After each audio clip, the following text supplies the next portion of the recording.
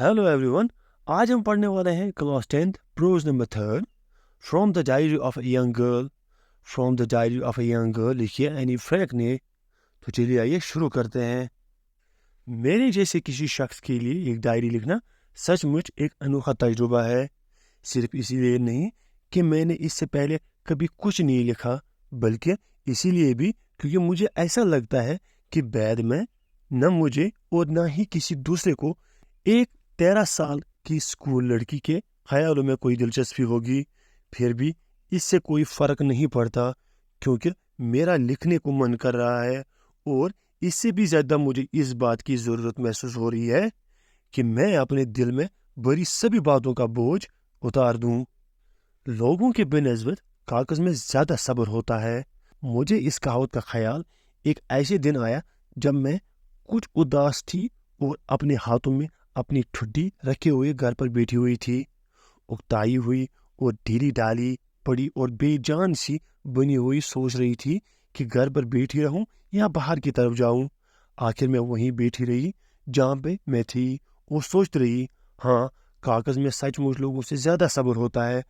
और क्योंकि मेरा ऐसा कोई ख्याल नहीं है कि मैं एक पूरी तरह से एक बिल्कुल सच्ची नोटबुक, जिसे मैं बड़े नाज से एक डायरी का नाम देने जा रही हूँ, किसी दूसरे को पढ़ने दूंगी जब तक मुझे कोई सच्चा दोस्त नहीं मिल जाता। इसे लिखने से या न लिखने से शायद कोई ज़्यादा फर्क नहीं पड़ेगा। अब मैं इस बात पर वापस आती हूँ जिसने एक डायरी लिखने पे के लिए मेरा हौसला बढ़ाया। पहली बात ये कि मेरा कोई दोस्त नहीं है। इस बात को मैं और ज़्यादा सफाई के साथ कहना चाहती हूँ, क्योंकि कोई यकीन नहीं करेगा कि एक 13 साल की लड़की इस दुनिया में बिल्कुल अकेली है। और मैं अकेली नहीं हूँ। मुझसे प्यार करने वाले माँ बाप हैं और एक 100 साल बहन है और तकरीबन 30 लोग हैं जिन्हें मैं दोस्त कह सकती हूँ। मेरा एक कुंबा है, प्यारी प्यारी खानाएं और एक अच्छा सा घर है। नहीं, ज़ाहिरी तौर पर ऐसा लगता है कि मेरे पास हर चीज़ है, मेरे एक सच्चे दोस्त के सिवा। जब मैं दोस्तों के साथ होती हूँ तो सिर्फ एक बात जो मैं सोचती हूँ वो मौज मस्ती की होती है। मेरा मन नहीं मानता कि मैं इनके साथ रोज़ाना की आम बातों के अलावा कोई दूसरी बात करूँ। ऐसा लगता है कि हम और ज़्यादा एक दूसरे के नज़दीक नहीं आ सकती, यानी हम एक दूसरे के साथ दिल की बातें नहीं कर सकते। और यही बात एक मसला है। शायद ये मेरी एक कमज़ोरी हो सकती है कि हम एक दूसरे पर अपने राज कहने का भरोसा नहीं करते हैं। कुछ भी हो, इस वक्त तो ऐसा ही है और बदकिस्मती से इसके बदलने का कोई इम्कान नहीं है। इसी वजह से मैंने डायरी लिखनी शुरू कर दी। अपने जिस दोस्त का मुझे बहुत देर से इंतज़ार था, अपने ख्यालों में उसकी इज्जत को बढ़ाने के लिए मैं इस डायरी को अपनी बातों को उस तरह तेज़ी से लिखना नहीं चाहती जैसे ज़्यादातर लोग करते हैं। लेकिन मैं ये चाहती हूँ कि ये डायरी मेरे दोस्त के रूप में हो और इस दोस्त का नाम मैं किट्टी रखने वाली हूँ, क्योंकि कोई भी आदमी किट्टी को बताई गई मेरी बातों का एक लफ्ज़ समझ नहीं पाएगा अगर मैं इन्हें सीधे ही लिखना शुरू कर दूँ। इसलिए बेहतर होगा कि अगर मैं अपनी ज़िंदगी की एक मुख्तसर तस्वीर उन्हें पेश कर दूँ, जबकि ऐसा करना मुझे अच्छा नहीं लगता है। मेरे वालिद, जो उन सबसे प्यारे वालिद थे जिन्हें मैंने कभी देखा हो, उन्होंने मेरी माँ के साथ शादी तब की जब वो 36 साल के थे और वो 25 साल की। मेरी बहन मार्गरेट का जन्म 1926 यानी 1926 में जर्मनी के शहर फ्रैंकफर्ट में हुआ। मेरा जन्म 12 जून 1929 में 1929 को हुआ। मैं 4 साल की होने तक फ्रैंकफर्ट में रही। मेरे वालिद 1933 में हॉलैंड यानी नीदरलैंड चले गए। मेरी वालिदा एडिथ हॉलैंडर फ्रैंक सितंबर में उनके साथ हॉलैंड चली गई, जबकि मुझे और मार्गरेट को हमारी नानी के साथ रहने के लिए ईचन जर्मनी का एक और शहर भेज दिया गया। मार्गरेट दिसंबर में हॉलैंड चली गई और उसके पीछे पीछे मैं भी वहां पहुंच गई। जब मुझे मेज़ पर इस तरह पटक दिया गया जैसे मैं मार्गरेट के लिए जन्मदिन का कोई तोहफा थी। मैंने फ़ौरन मॉन्टेसरी नर्सरी स्कूल जाना शुरू कर दिया था। 6 साल की होने तक मैं वहीं पढ़ती रही और फिर मैं पहली क्लास में पहुंच गई। छठी क्लास में मेरी टीचर मिसेस कीपर्स थी, जो वहाँ की हेड मिस्ट्रेस थे। साल के आखिर में हम दोनों के आंसू भर आए जब हमने एक दूसरे से शिकस्ता दिल होकर जुदा हुए। 1941 मीन्स 1941 की गर्मियों में मेरी नानी बीमार पड़ गई और उनका ऑपरेशन करवाना पड़ा। इसीलिए मेरा जन्मदिन बिना किसी खास तकरीब के बीत गया। जनवरी 1942 मीन्स 1942 में नानी का इंतकाल हो गया।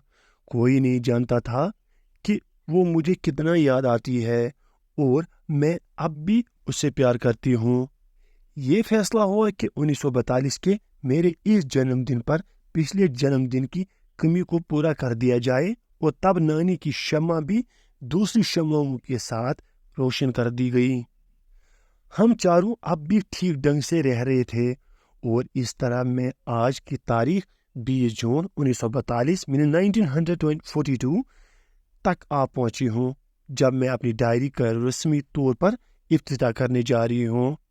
प्यारी किट्टी, हमारी पूरी क्लास की टांगें कांप रही हैं, जिसकी वजह बिलाशुबा वो आने वाली मीटिंग है जिसमें उस्तादों ने ये तय करना था कि कौन अगली क्लास में जाएगा और किसे पीछे ही रखा जाएगा।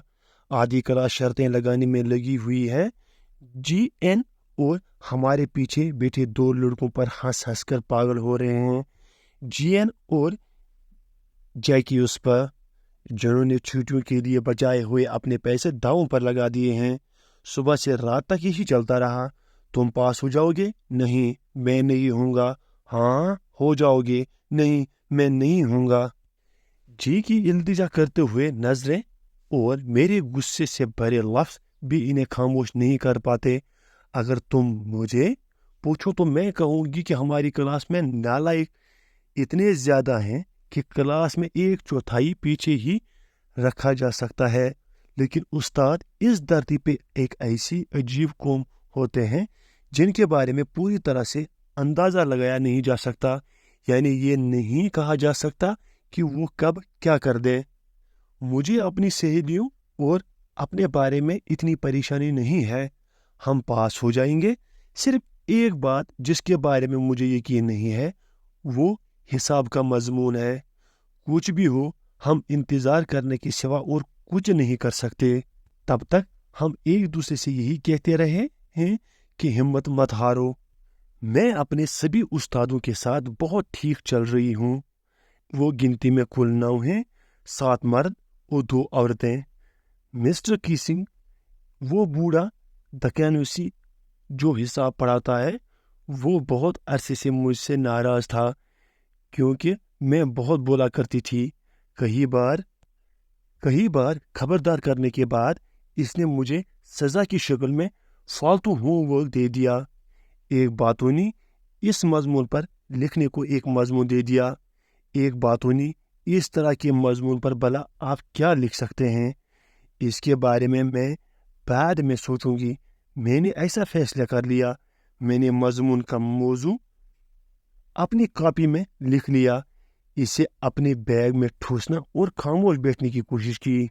इस शाम जब मैं अपना बाकी का होमवर्क ख़त्म कर चुकी थी, मेरी नज़र मजमून वाले इस नोट लिखे हुए सफ़े पर पड़ी। अपने फाउंटेन पेन के सरे को चबाते हुए मैं इस मजमून पर सोचती रही।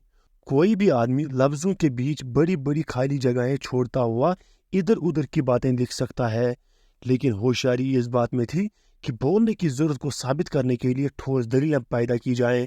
मैं लगातार सोचती रही और फिर अचानक मुझे एक ख्याल आया। मैंने 3 सफ़े लिख दिए जो मिस्टर कीसिंग ने मुझे लिखने के लिए दिए थे और तब मुझे तसल्ली हो गई। मैंने ये दलील दी कि बातें करना एक तालिब इल्म की खासियत होती है और ये भी लिखा कि इसे काबू में रखने की मैं अपनी पूरी कोशिश करूँगी, लेकिन मैं खुद को इस आदत से कभी ठीक नहीं कर पाऊंगी क्योंकि मेरी माँ भी मेरे जितना ही बोला करती है। अगरचे मुझे ये ज़्यादा नहीं और आप वायरस में आई हुई आदतों के बारे में ज़्यादा कुछ नहीं कर सकते। मिस्टर कीसिंग मेरी दलीलों पर खूब हंसा, लेकिन जब मैं अगले सबक के दौरान फिर से बोलने लगी तो उसने मुझे लिखने को एक नया मजमून दे दिया। इस बार दिया गया मजमून था एक नाकाबिल इस्लाही बातूनी। मैंने लिखकर उसे दे दिया और उसके बाद पूरे 2 सबकों के दौरान मिस्टर कीसिंग को शिकायत करने का कोई मौका न मिला। लेकिन आखिरी तीसरे सबक के दौरान वो और ज़्यादा बर्दाश्त न कर सका। एनी फ्रैंक, क्लास में बोलने की सज़ा के तौर पर तुम्हें एक मजमून लिखना है जिसका मौजू होगा कां कां कां, बातूनी लड़की ने कहा। क्लास कह लगाते हुए हंस पड़ी। मुझे भी हंसना पड़ा। अगरचे बातूनी के मौजू पर मैं अपनी पूरी सोचने की ताकत तकरीबन ख़त्म कर चुकी थी, फिर भी अब वक्त था कि मैं इस बारे में कुछ और सोचूं, कोई बुनियादी या नया ख्याल। मेरी सहेली सैनी ने जो अच्छी नज़्म लिख लेती है, उसने पेशकश की कि वो मजमून को शुरू से आखिर तक एक नज़्म की शक्ल में लिखने में मेरी मदद करेगी। मैं खुशी से उछल पड़ी। मिस्टर कीसिंग इस मज़ाहिया मौजू के ज़रिए मेरा मजाक उड़ाने की कोशिश कर रहा था, लेकिन मैंने इस बात को यकीनी बना लिया कि मजाक उल्टा उसी पर पड़े। मैंने अपनी नज़म पूरी कर ली और ये बढ़िया थी। ये एक बतख माँ और एक हंस बाप के बारे में थी, जिनके 3 चूजे थे और जिन्हें बाप ने चोंचे मार मार कर इसीलिए मौत के घाट उतार दिया क्योंकि वो बहुत कां कां कराया करते थे। खुशकिस्मती से मिस्टर कीसिंग ने इस मजाक को अच्छे मानों में लिया। इसने क्लास को नज़म पढ़कर सुनाई, साथ साथ अपना तबसरा करते हुए, और ये नज़म कई दूसरे क्लासों को भी सुनाई। तब से मुझे बातें करने की छूट मिल गई और मुझे कोई फालतू होमवर्क भी नहीं दिया गया। इसके बरअक्स मिस्टर कीसिंग आजकल लगातार मजाक की बातें करते रहते हैं। तुम्हारी एनी। आज का ये वीडियो आपको कैसा लगा कमेंट्स में अपनी राय जरूर दें, और हाँ, चैनल पे नए हो तो चैनल को लाइक करें, सब्सक्राइब करें और बेल आइकन दबाना ना भूलें ताकि आपको हमारी लेटेस्ट वीडियोस की नोटिफिकेशन मिलती रहे। मिलता हूँ आपको नए टॉपिक के साथ। Till then take care, bye bye.